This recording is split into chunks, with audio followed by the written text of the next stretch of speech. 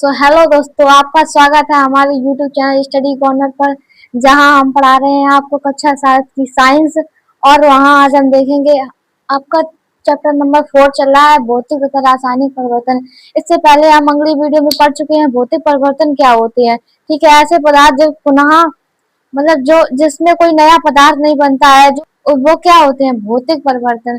अब इसमें क्या पढ़ेंगे हम लोग, आज पढ़ेंगे रासायनिक परिवर्तन। ठीक है, वह पदार्थ जिसमें परिवर्तन के पश्चात पदार्थ को पुनः उसी अवस्था में ना बदला जा सके। देखिए ऐसे कौन से मतलब क्या देखेंगे हम, जैसे कि दही का दूध का फटना। ठीक है, दूध जब फट जाता है तो क्या बनता है, दही या पनीर बनाते हैं।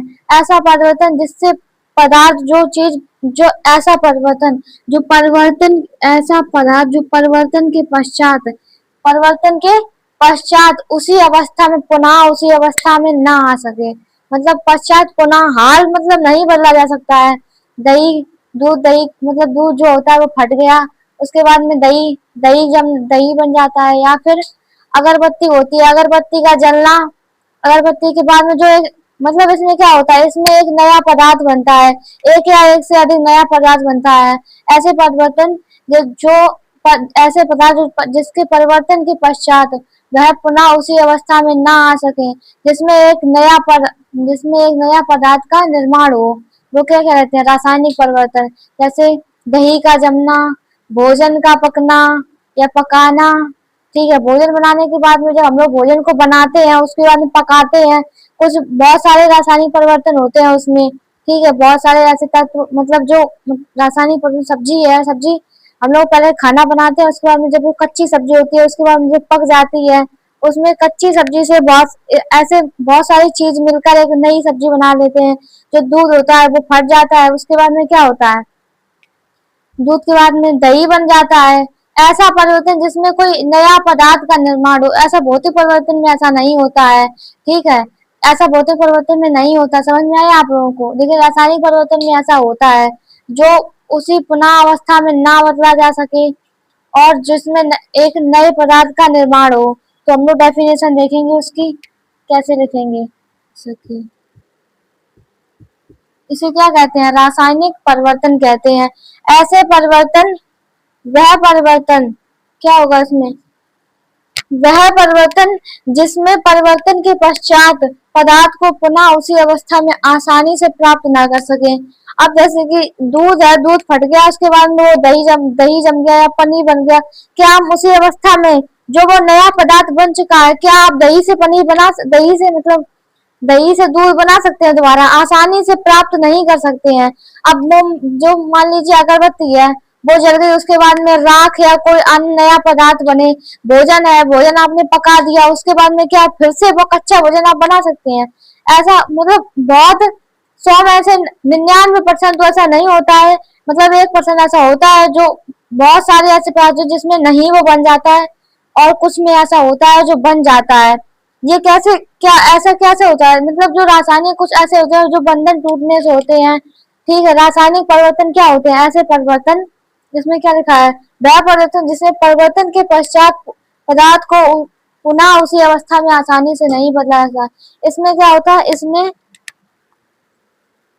इसमें एक या एक से अधिक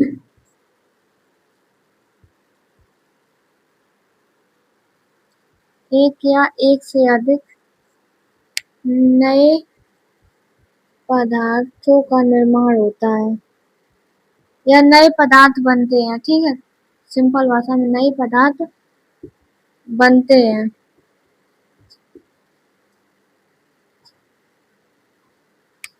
क्या होगा इसमें, नए पदार्थ बनते हैं। ठीक है, देखेंगे इसमें हम लोग नए पदार्थ बनते हैं। एक ये पॉइंट हो गया। ठीक है, क्या होगा इसमें, नए पदार्थ बनते हैं। पुराने रासायनिक बंधन टूटते हैं और नए बंधन बनते हैं, जिससे पदार्थ की रासायनिक संरचना बदल जाती है। इसमें क्या होता है, पुराने जो रासायनिक बंधन होते हैं वो टूटते हैं और उसमें नए रासायनिक बंधन बनते हैं, जिससे पदार्थ की संरचना बदल जाती है। जैसे कि पहले दूध जो था वो बदल गया दही में, दही से बदला वो पनीर बन गई। सब्जी कच्ची थी, कच्ची से वो पकी हो गई है। उसके बाद में ऐसे बहुत सारे परिवर्तन है जिसमें वो नए पदार्थ, ज्यादातर रासायनिक परिवर्तन स्थायी होते हैं, इन्हें आसानी से पुरानी स्थिति में वापस नहीं लाया जा सकता है। हमने क्या बताया आपको, उसी अवस्था में आसानी से प्राप्त नहीं किया जा सकता। ये कैसे होते हैं, ज्यादातर स्थायी होते हैं। एग्जाम्पल लिख लीजिए इसका, चलो एग्जाम्पल लिखते हैं इसका, रासायनिक परिवर्तन। इसके बाद में हम लोग लिखेंगे, इसके स्क्रीनशॉट ले लीजिए आप। इसके बाद में हम इसके एग्जाम्पल देखेंगे, ठीक है। रासायनिक परिवर्तन के उदाहरण, रासायनिक परिवर्तन के उदाहरण देखेंगे हम लोग, ठीक है। भोजन का पकना,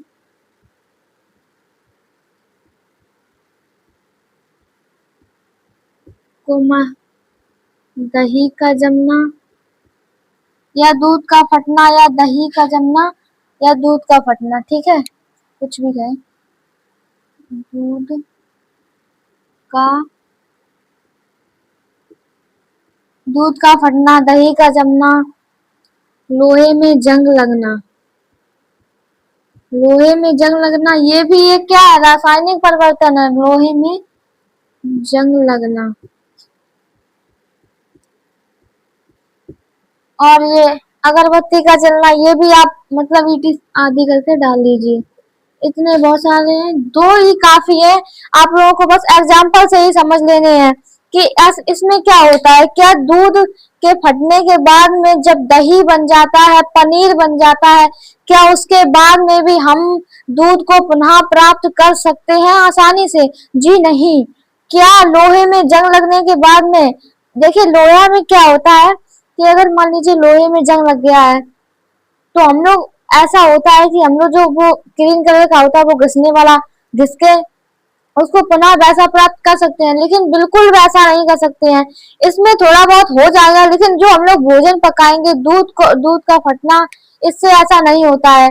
इसमें क्या होगा, नया पदार्थ बन जाएगा। जब लोहे में जंग लग जाएगी तो जंग, इसमें आप ये सोचेंगे इसमें कौन सा नया पदार्थ बन गया, जो इसमें जंग लग गई है, जंग एक नया पदार्थ बन गया है, ठीक है। भोजन पकने के बाद में जो सब्जी बनती है वो भी एक नया पदार्थ बन गया है, ठीक है। इसके बाद में हम लोग कल देखेंगे दहन, मतलब ईंधन के जगने का। इसके बाद में देखिए, इसमें देख लीजिए रासायनिक परिवर्तन और भौतिक अंतर देख लीजिए इसके आज, ठीक है। फिर कल हम लोग देखेंगे इसके क्वेश्चन एमसीक्यू वाले। चलिए, आपके देखिए बुक में दिए हैं, देख लेते हैं कहाँ है बुक में। चैप्टर नंबर 4, इसमें देखिए, इसमें दिए गए हैं। आप अगर इससे लिखेंगे तो इससे, नहीं तो फिर हम एक बार लिखा दे रहे हैं आपको, ठीक है। भौतिक परिवर्तन, और एक साइड आप डालेंगे अपनी एक फेयर कॉपी में भौतिक परिवर्तन,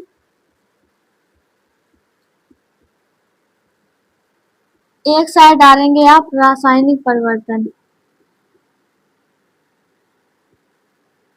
रासायनिक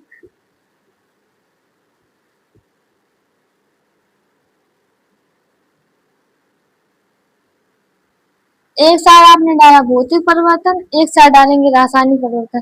देखिए हमने आपको सिर्फ ऐसे एग्जाम्पल दिए हैं जो आप अपने डेली यूज में देखते हैं। बुक में बहुत सारे एग्जाम्पल दिए हैं, लेकिन क्या फायदा है आपको अगर इस सब सारे एग्जाम्पल से नहीं समझ में आया। इसीलिए हमने आपको बहुत सिंपल सिंपल एग्जाम्पल दिए हैं, जिससे आपको, जैसे कि दूध दही मट्ठा सभी खाते हैं, भोजन पकते हुए रोज सभी लोग देखते हैं, और ठीक है, ऐसी चीजें बहुत सब लोग देखते हैं, मोमबत्ती अगरबत्ती ये सब जगना सब लोग देखते हैं। इसीलिए इससे आपको ज्यादा समझ में आएगा, इसलिए हमने आपको इजिली सब बताया। इसमें क्या होता है, सबसे पहले देखेंगे कि वह परिवर्तन जिसमें परिवर्तन के पश्चात पदार्थ को पुनः अवस्था में प्राप्त किया जा सके। ये क्या है भौतिक परिवर्तन में, ये रासायनिक परिवर्तन। वह परिवर्तन वह परिवर्तन जिसमें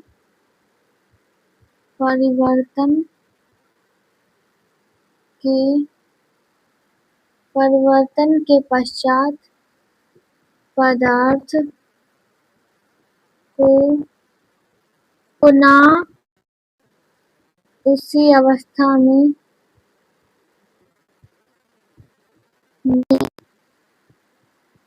प्राप्त किया जा सके। ठीक है, इसमें क्या होगा, वह परिवर्तन, एक सेकेंड, सॉरी थोड़ा हो गया इसकी, वह परिवर्तन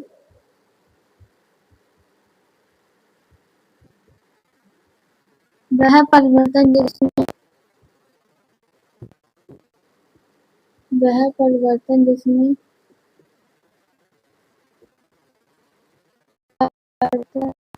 के पश्चात पदार्थ को पुनः उसी अवस्था में आसानी से प्राप्त न किया जा सके।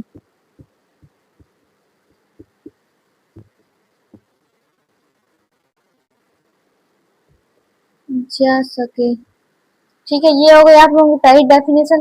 पर इसमें क्या होगा, परिवर्तन के पश्चात कोई नया परिवार, इसमें क्या होगा, कोई नया पदार्थ नहीं बनेगा।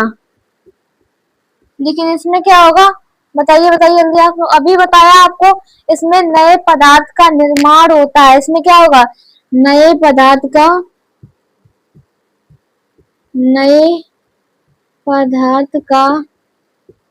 निर्माण होता है। नए पदार्थ का निर्माण, यह परिवर्तन अस्थायी होता है। यह परिवर्तन अस्थायी होता है और यह परिवर्तन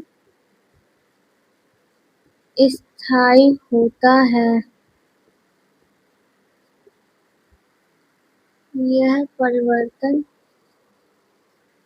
स्थायी होता है। भौतिक परिवर्तन क्या होता है, सामान्यतः उत्क्रमणीय होते हैं और यह अनुत्क्रमणीय होते हैं। भौतिक परिवर्तन यह सामान्यतः